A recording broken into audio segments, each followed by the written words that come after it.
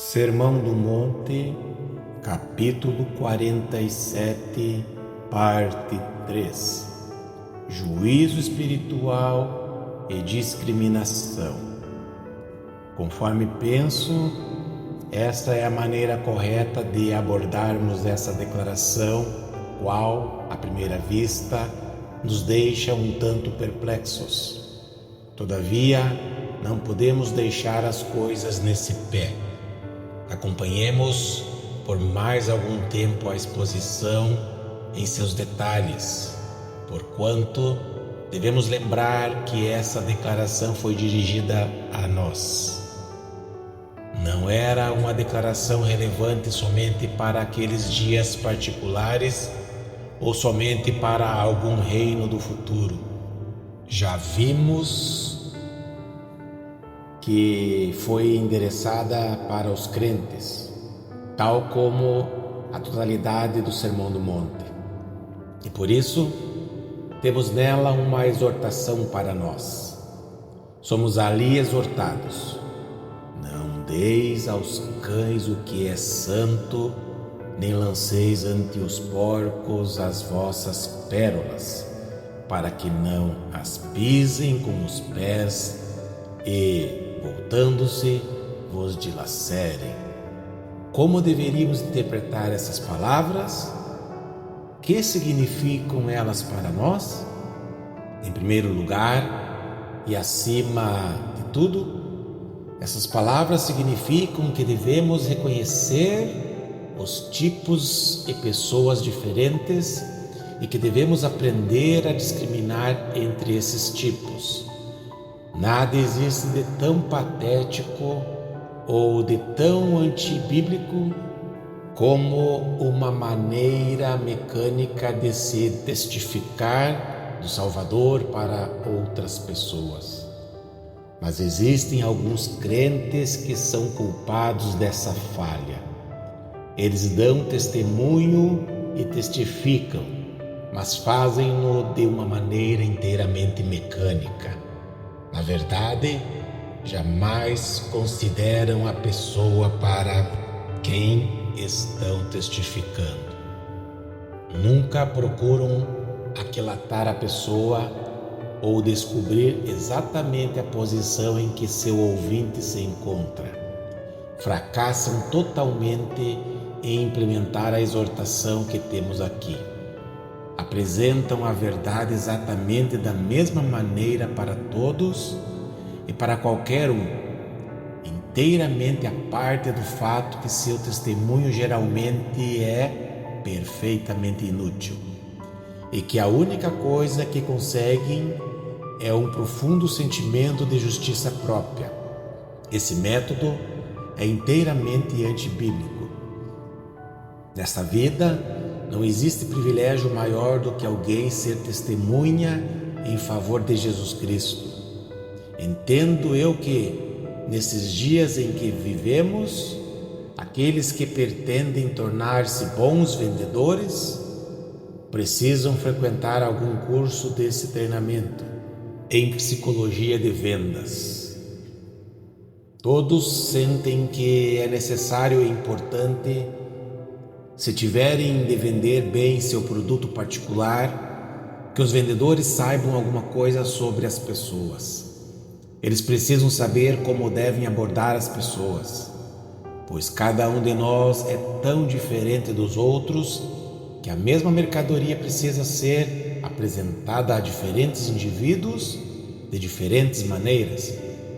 Embora a mercadoria oferecida seja uma só, eles têm descoberto que todo vendedor deveria saber algo acerca das pessoas e da psicologia de vendas. Não nos compete proferir julgamentos se esses cursos são realmente necessários ou não, mas podemos usar esse fato como uma ilustração para enfatizar a verdade que o Novo Testamento sempre ensinou: a necessidade de preparação. Não que precisemos de algum curso de psicologia, de maneira nenhuma, mas precisamos conhecer o nosso Novo Testamento. Se conhecermos o Novo Testamento, então também já podemos compreender que as pessoas são diferentes umas das outras. E se realmente temos interesse em ganhar almas e não ansiamos meramente por prestar o nosso testemunho, então perceberemos a importância de discriminar e compreender. Não convém que digamos: bem, eu sou assim, esse é o meu temperamento e essa é a minha maneira de fazer as coisas. Não, mas a exemplo do apóstolo Paulo, devemos fazer-nos tudo para com todos. 1 Coríntios capítulo 9, versículo 22. Para, de alguma maneira, salvar alguns. Para os judeus, Paulo se fazia de judeu. Para os gentios, ele se fazia de gentil. Para os que estavam debaixo da lei, como se ele também o estivesse. E todas essas adaptações ele fazia com a finalidade de poder ganhar a todos para Cristo. Esse é o primeiro ponto. E indubitavelmente devemos concordar que com frequência caímos nessa armadilha no tocante ao testemunho que prestamos.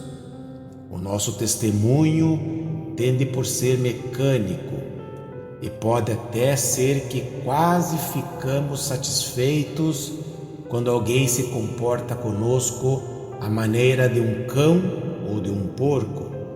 Por que então sentimos que fomos perseguidos por amor a Jesus Cristo, quando na realidade nada disso aconteceu, mas simplesmente demonstramos que não conhecemos direito as Escrituras e nem temos testificado de maneira correta? O segundo princípio fundamental é que não somente precisamos aprender a distinguir entre um tipo de indivíduo e outro, mas também precisamos tornar-nos eficientes quanto àquilo que nos convém oferecer a cada tipo de pessoa. Ninguém pode manusear um Pilatos ou um Herodes exatamente da mesma maneira. Pode-se dar resposta a uma pergunta formulada por Pilatos, mas nada se deve dizer a Herodes. Devemos ver as pessoas conforme elas são e ser sensíveis a elas. Fica entendido que já tiramos a trave de nosso próprio olho e já nos desvencilhamos de toda a atitude de censura e, na realidade, estamos interessados em ajudar aos nossos semelhantes. Nessa atitude, procuramos descobrir precisamente a coisa certa para cada pessoa. É curioso observarmos quão prontamente nos tornamos escravos das palavras. Já conheci homens que, quando pregam sobre aquele texto que fala em nos tornarmos pescadores de homens, sempre têm o cuidado de dizer que deveríamos saber qual isca precisa ser usada. E, no entanto, quando chegam a um texto como este, parecem esquecer-se do fato que o mesmo princípio se aplica aqui. Precisamos descobrir o que é apropriado para cada indivíduo, em cada situação específica. Eis uma das razões pelas quais é tão difícil um novo convertido ser uma boa testemunha. Podemos compreender mais claramente, à luz desse ensino, por qual motivo Paulo diz que nenhum noviço na fé deveria receber papel proeminente na igreja local. Quanto nos temos afastado do Novo Testamento em nossa vida prática. A nossa tendência moderna é aproveitar algum novo convertido e imediatamente guindá-lo a alguma posição importante. As Escrituras, entretanto, ensinam ser errado empurrar um homem a alguma posição proeminente assim que ele se converte. Por quê? Em parte por essa razão que o noviço não tem ainda conhecimento e experiências suficientes quanto às verdades que estamos considerando.